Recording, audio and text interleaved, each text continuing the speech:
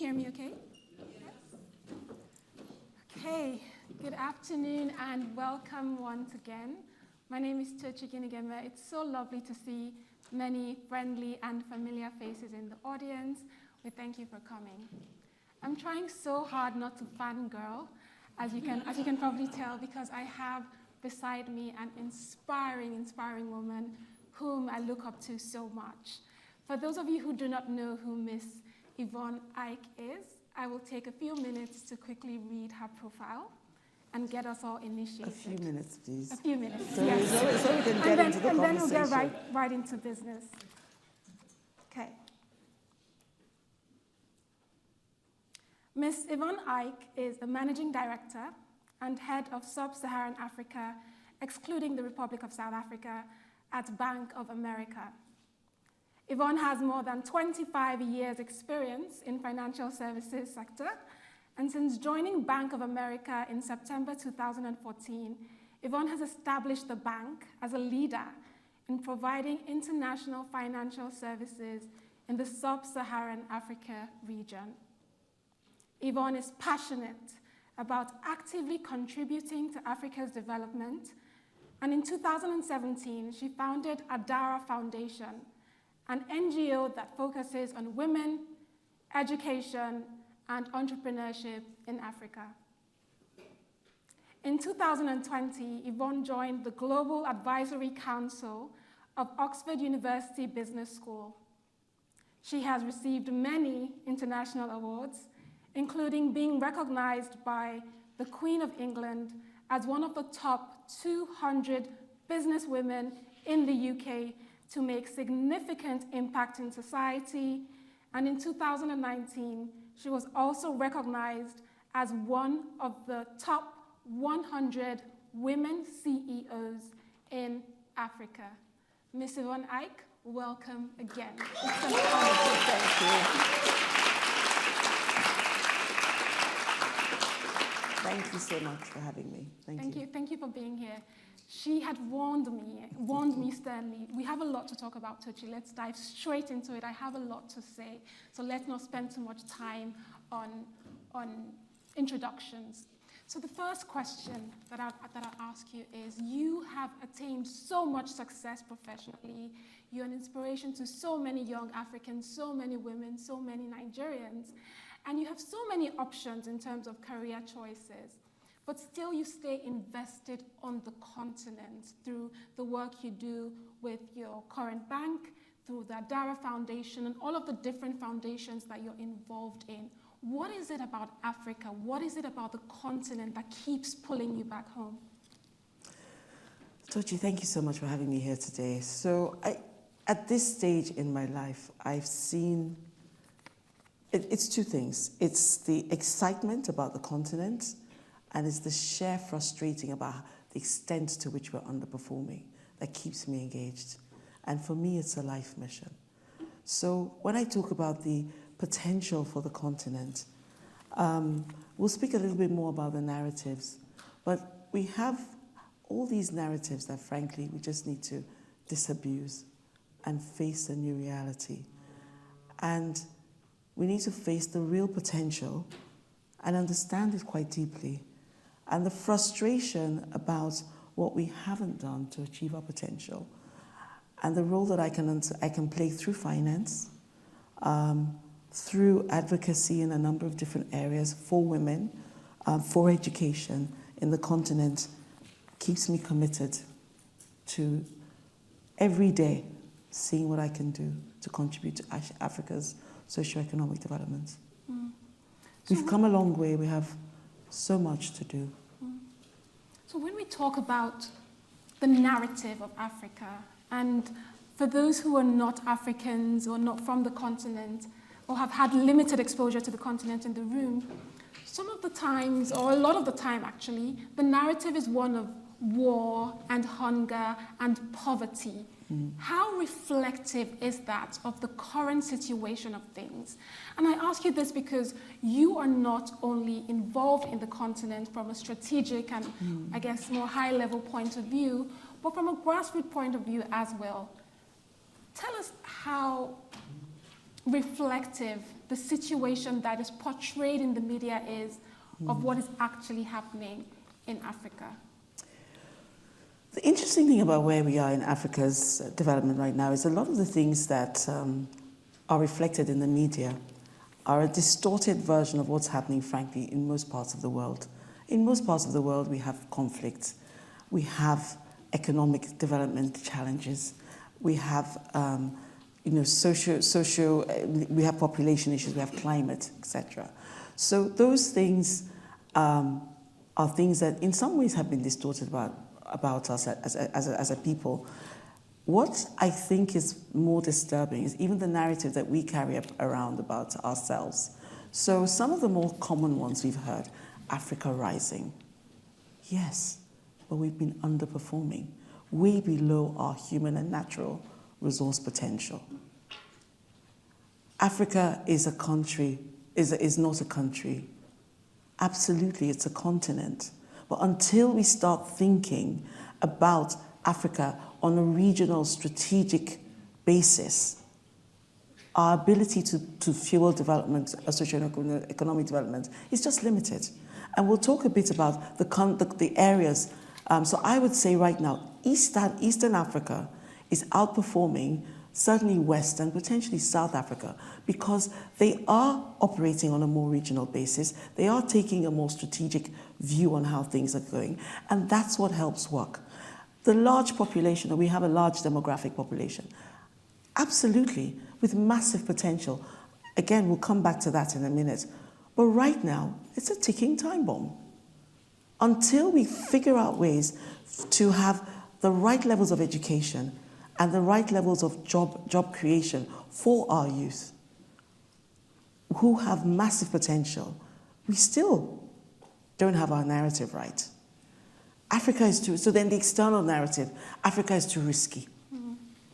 But Africa is, some of the companies and initiatives that have been done in Africa have been some of the most successful in the world. We Africans need to talk about that a lot more, in a more organized way. Africa is a victim of climate, or climate doesn't even matter to us Africans. Climate matters to everyone on this living God, on God's green earth. And we're not victims of climate. Of course, we're suffering from climate, and we are our proportion of suffering compared to what we contribute is much exponentially higher. But we also are one of the best positioned parts of the world to bring global solutions to climate and actually global development at this time in our continent. So with climate, for example, we have the natural resources to actually contribute not just to solving our climate issues, because in most countries anyway, we're negative contributors to the carbon emission issues.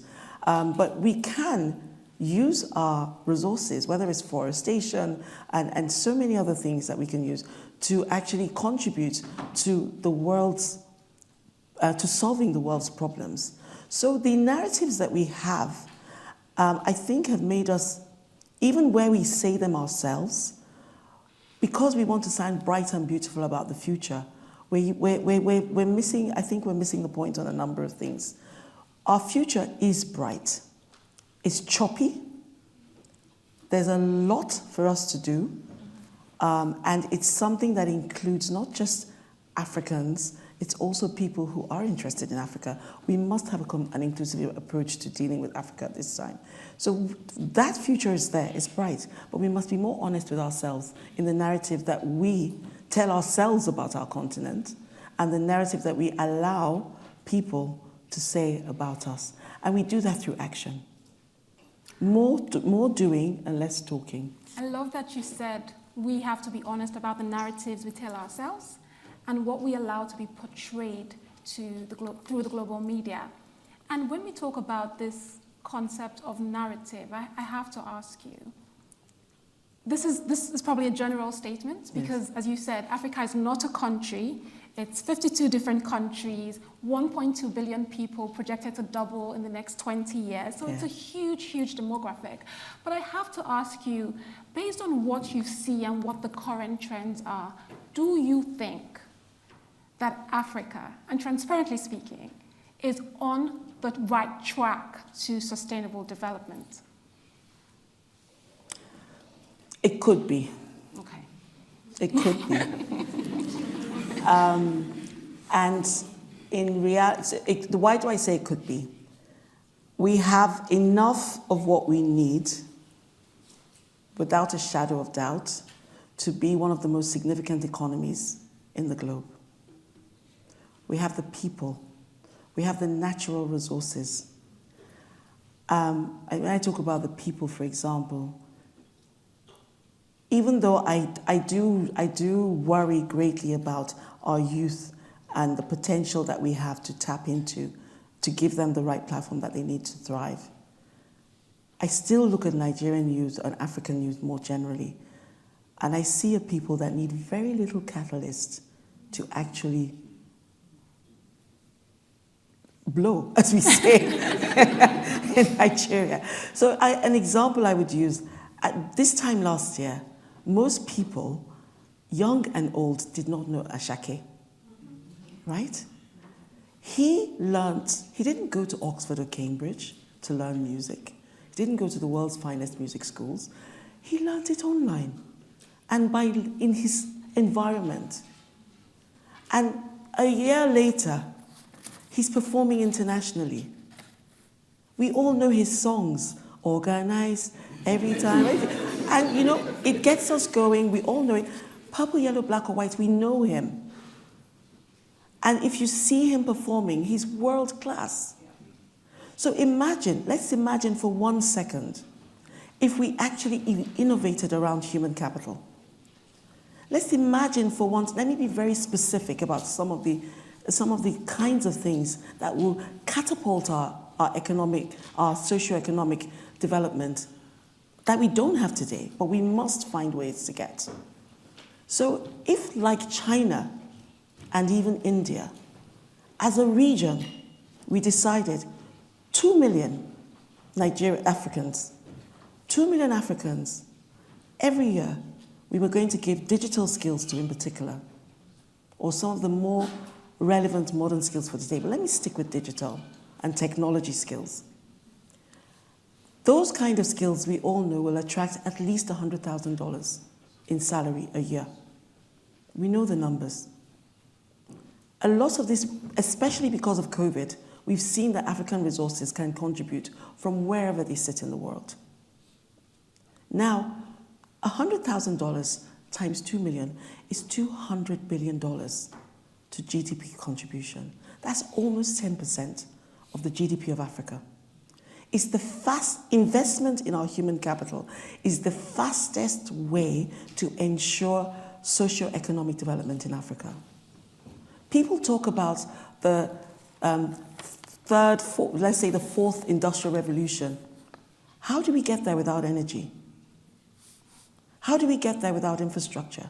How do we get there without the financing to do it? All those things are being worked on. That's why people like me and people I see in the room, like Haruma and many other people, we work on this tirelessly to make sure that they're there.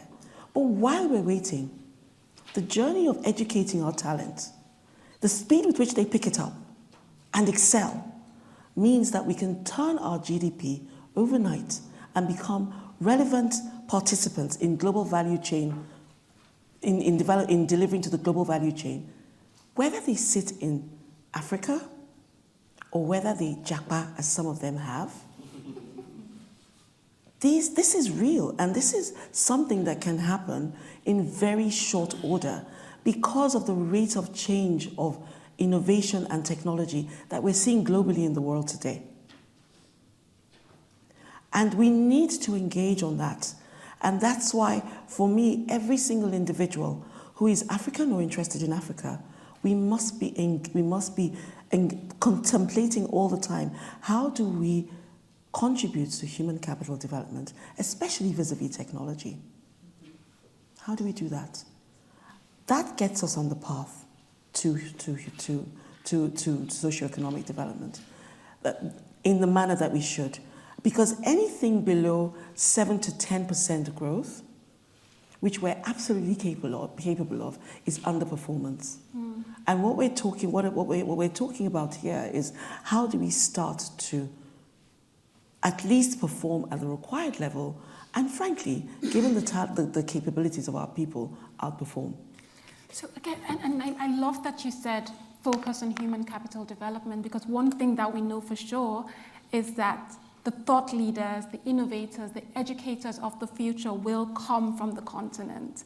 And this is not wishful thinking. The statistics show it, right? The pace at which population is growing in Africa shows that it's going to be a key resource for human and talent development for the rest of the world. I guess the question I have now, and it's interesting that you mentioned the example with Ashake, because skeptics in the audience will say, yes, but how many Ashakes do we have, right? And what are the odds that of every 200 or 100 million people would raise one Ashake, and how long did that take in the making? So I guess the question I want to know is, are there buckets or pockets of opportunities in certain sectors within Africa as a continent now, or if we split it up regionally, are you seeing different opportunities, and how are those being captured by the current systems that we have in place? So the truth is, we don't need too many Ashakes to create the kind of, we don't need too many Ashakes in any sector I'm talking about for us to achieve the results that we have. Because if you think about the ripple effect of people like him, or the ripple effect of the 2 million digitally trained people that I'm talking about, they demand better hospitals, better education, better social conditions, and they're contributing to that. So we don't need too many of them. Obviously, the more the merrier, but we really don't need too many of them because of what's happening in the world today. So we all know this. Given where we are from a macro perspective, high inflation, stabilizing, thank goodness, but it's still quite high.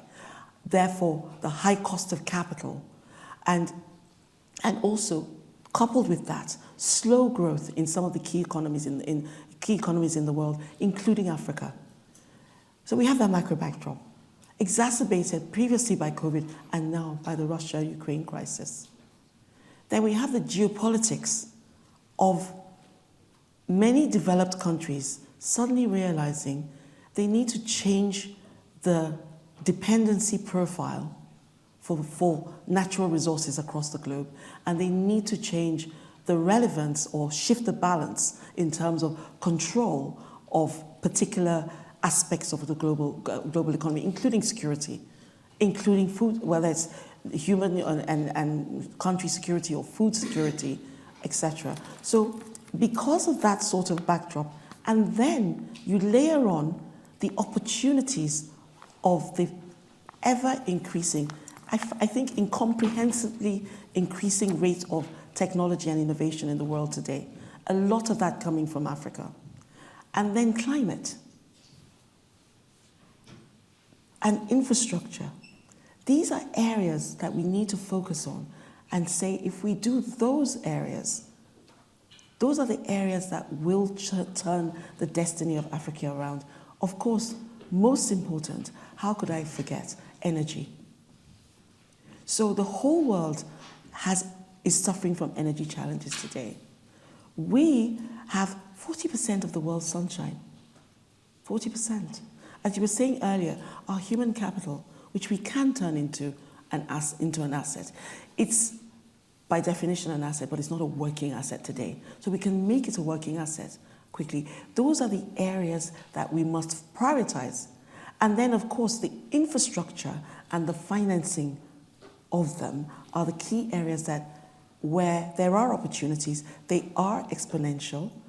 It is hard work, but the rewards are they're so unbelievable as you begin to unravel them. So if we think about some of these tech companies that have started, I mean, I'm telling you guys, if you had invested, $5,000 equivalent or whatever you had in some of these companies, again, to Tochi's point, some of them have been very successful, not all of them have been. But the ones that have been have made many people who did invest in them quite rich. And there's a lot more of that to come, a lot more. So from a personal perspective, I do look out for the tech sector, and I do find those companies that solve real needs in society today, that has a great team, and they're well organized, and I put whatever little money I can in them. And I think we all should do that. I think it's one of the quickest get-rich schemes on this earth. I think what's so interesting is when you mentioned, for the first time in history, Africa is at a position where the world wants what we have, and at the same time, they need what we have. Absolutely. So there's an equal exchange of value. We are strategically positioned now to bring something that is valuable to the table. The question now is, what are the impediments? And we talked earlier about the switch. So what needs to happen for us to unlock all of these different buckets and pockets of opportunities? It must start from us as Africans.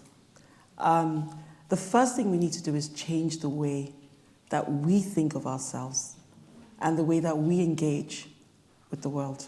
So on the topic of climate, for example, a lot of public and private sector leaders in Africa think climate is for those people over there. Even though, as Modupe said earlier in her opening remarks, we're seeing it in Africa.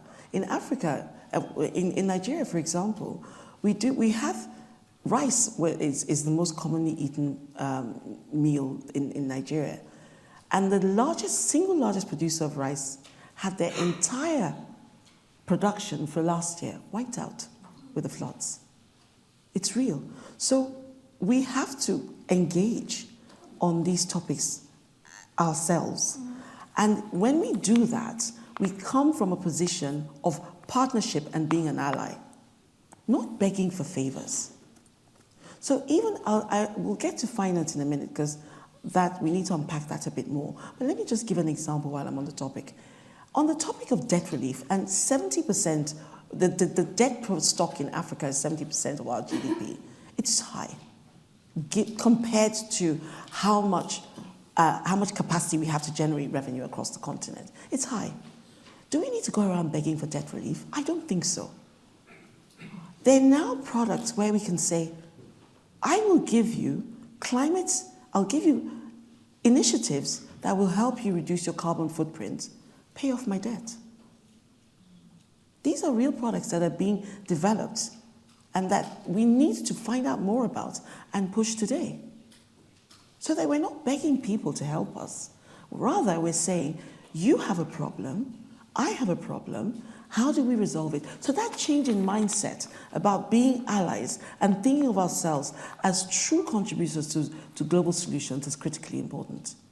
And then we need to engage the developed economies in particular with knowledge and competence, which we have, more forcefully about what is really happening and what we need and how we can engage. So we know that the battle for critical minerals and natural resources more broadly is on, it's there.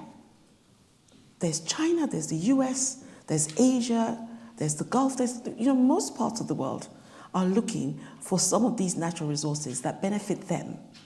And we are blessed to have a lot of those natural resources in Africa.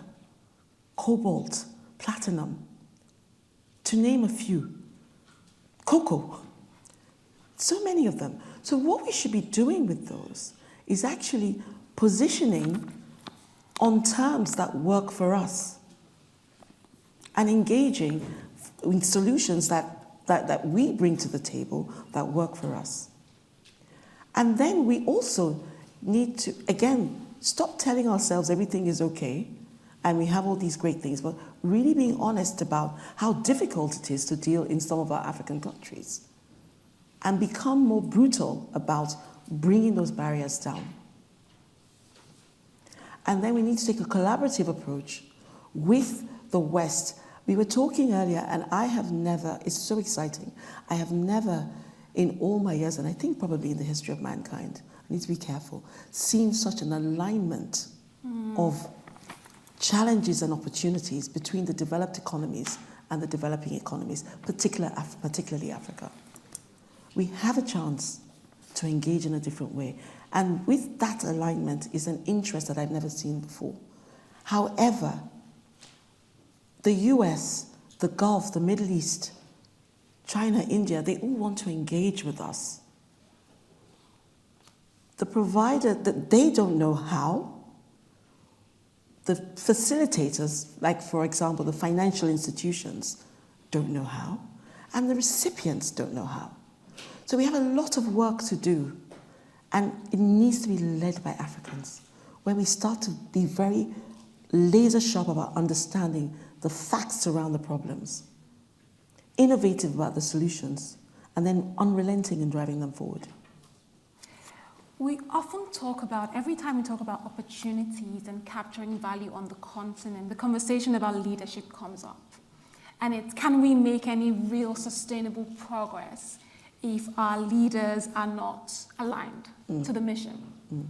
And so I'm going to put it to you now to say, how important is it, or is there any way that we can navigate the current situation without buying from our leaders? And then on the other hand, are there leaders in Africa right now that have come on board of this new transformation, digital agenda, the sustainability agenda? How are they doing it? What is working? Just share some reflections on that bit. So I'll ask you a question. Okay, very good. So you interview me and I'll interview you. And everybody's okay. So who are our leaders? Yeah? Who are they? Are they the people that we don't elect into office or that we do elect into office? Are they the public sector CEOs? Who are they? It's all of us. Until we get that memo, we're lost. So where you have good, I used to think at one point in my career that, oh, just, private sector, we can do lots of things and everything will be okay. No. We need everyone's hand at that till, literally everyone. And we should stop the blame game. Oh, we have bad political leaders, especially where we have electoral processes that we don't participate in as well. So, but the fact is, where we do have good public leaders, I'll give you examples. So, some of my favorite leaders in the continent, President Sall in Senegal, small economy. So sometimes when I speak to my Nigerian leaders or even other bigger country leaders about people like President Sall, oh, it's a small economy. It's a small economy, but it's mighty. And why is it mighty? He is in charge of his government. They have a strategy. It is regional. They are committed to providing an enabling environment for investors to come in and invest. They do what they say.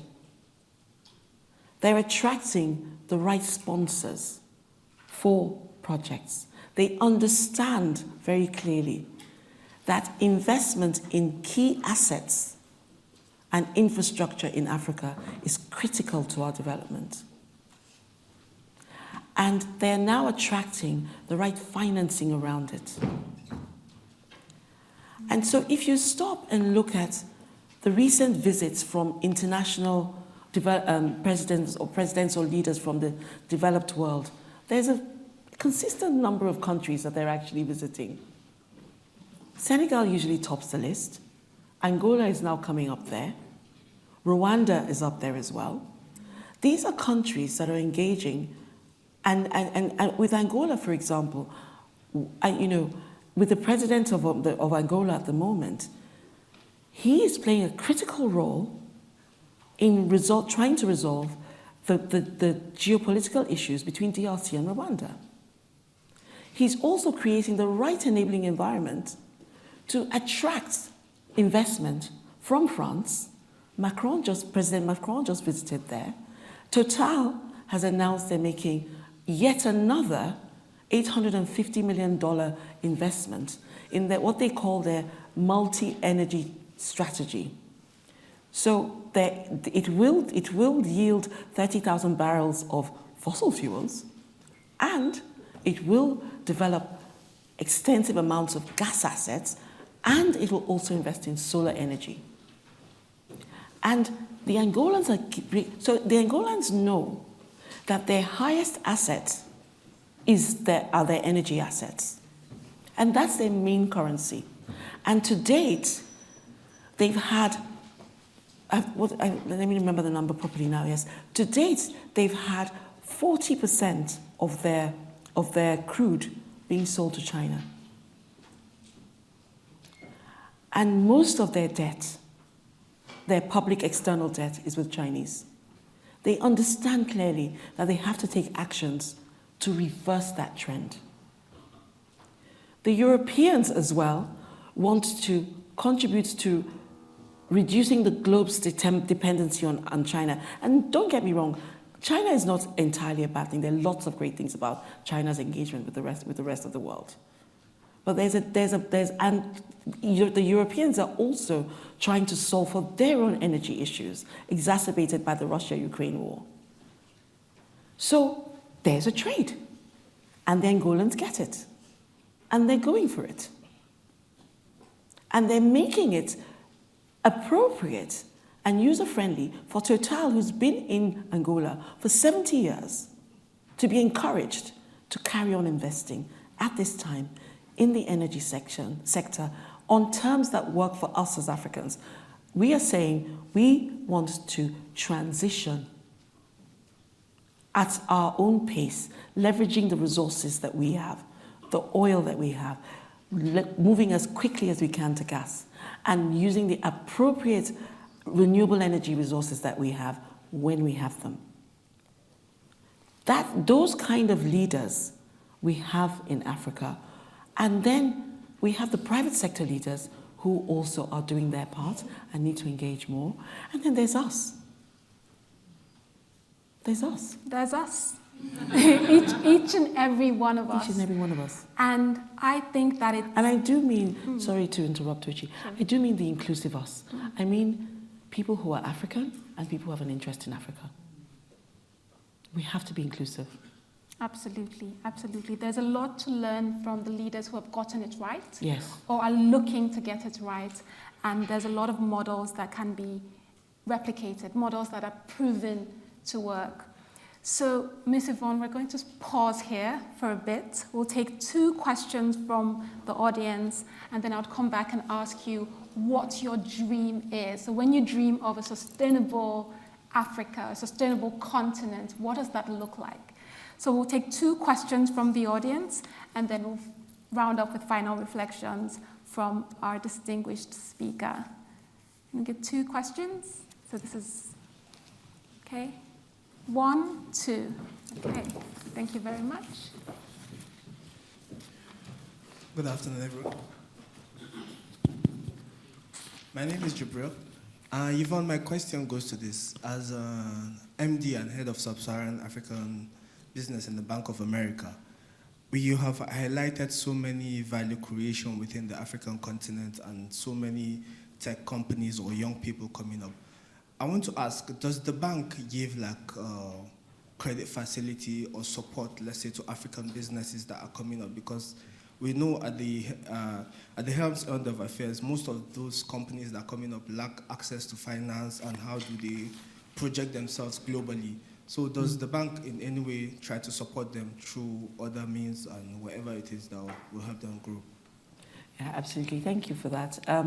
So one of the reasons why I work in Bank of America, and I'm really proud to work there, is because we really understand the needs, the global needs at this time. And so if I take our African strategy is focused exactly around these points I talked about. It's focused around energy.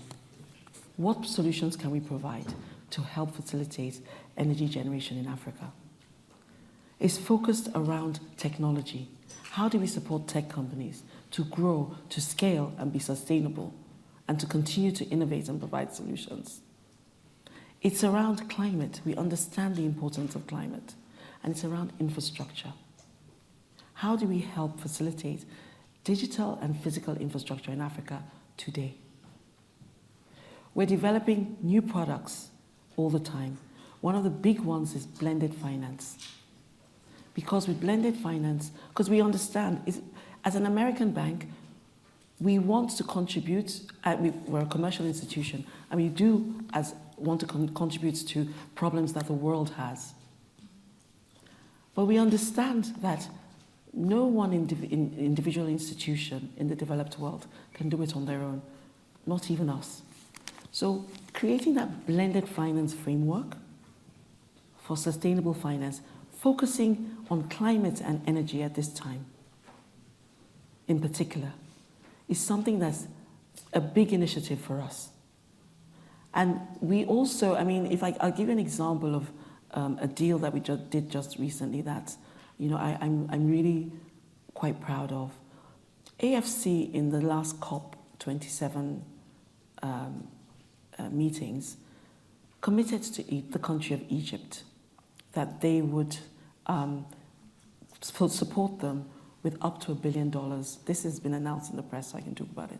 Up to $1 billion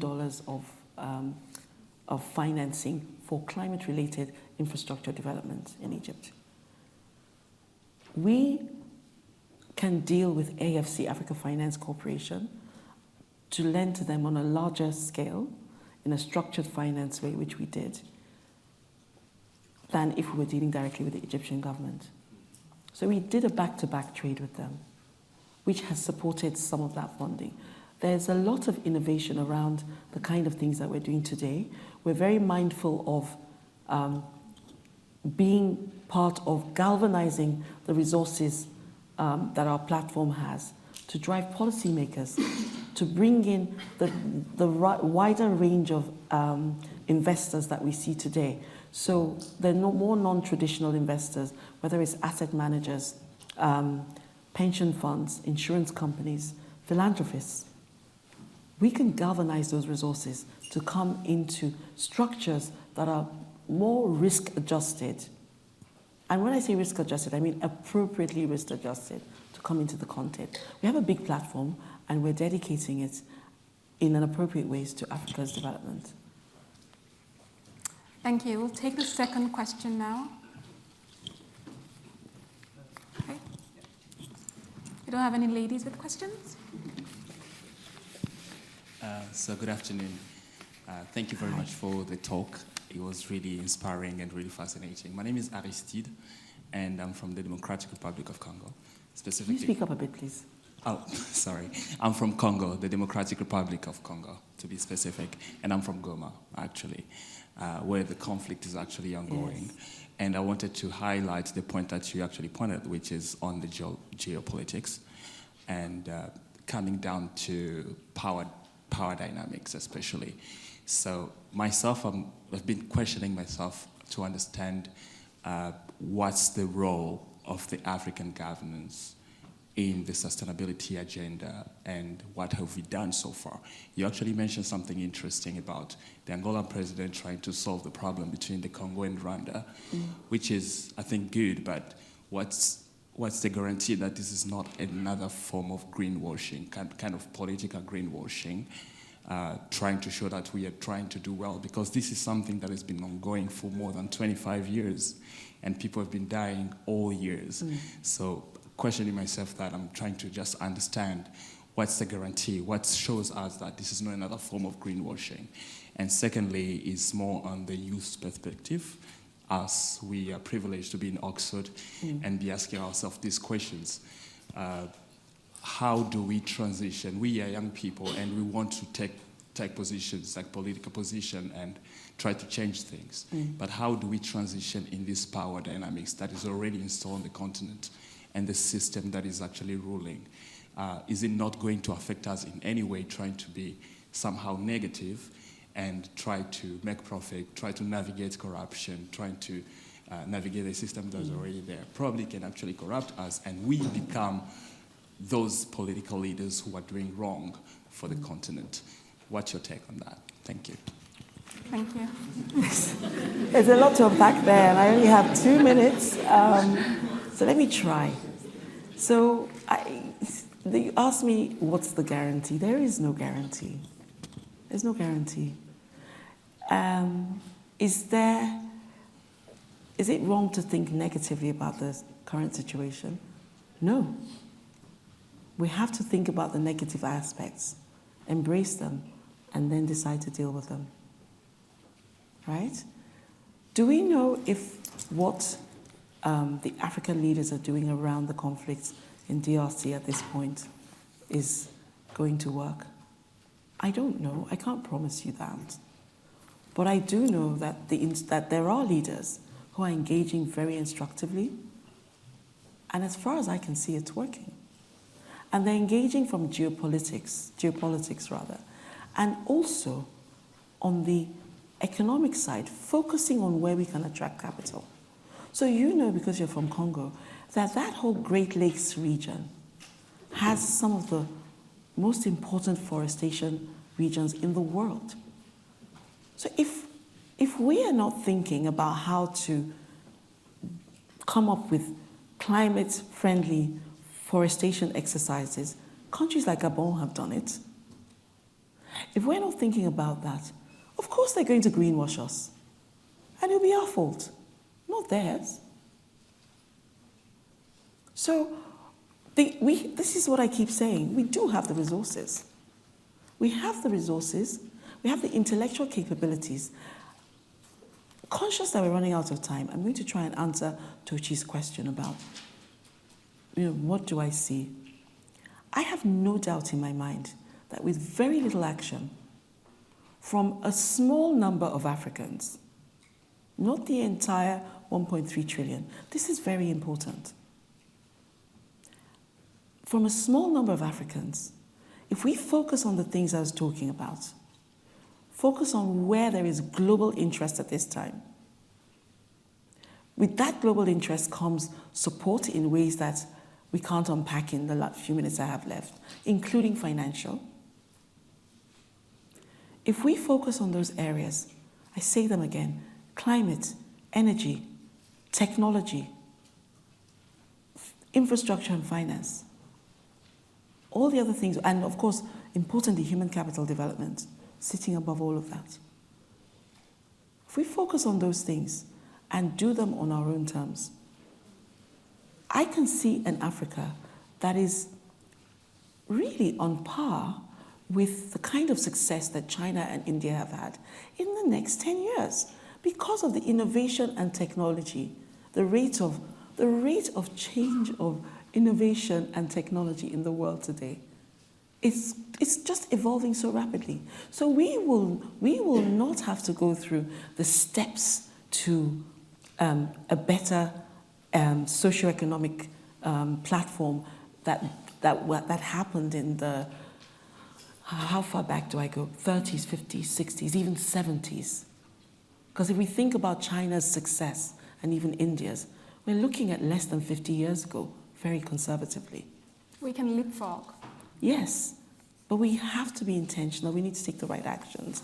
And I think that we could be a very relevant economy fueled by our youth.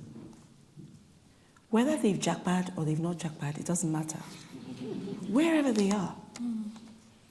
And it's not because we, the older ones, are saying, you youth, just go and do it. Intergenerational problem solving is one of the most important things that we must do at this time. I can see it. That's really why I'm still doing what I'm doing. It's difficult. Sometimes it's disheartening, but it's absolutely worth it. Thank you so much, Ms. Yvonne. You've shared your perspectives, you've inspired us, and most importantly, you've reminded us about the importance of staying engaged with the continent. Here in Oxford, we're all privileged, but we can do so much. A little can go a long way. Yeah. So we thank you so much for taking out the time. Can we please appreciate her for giving a round of applause? Thank you.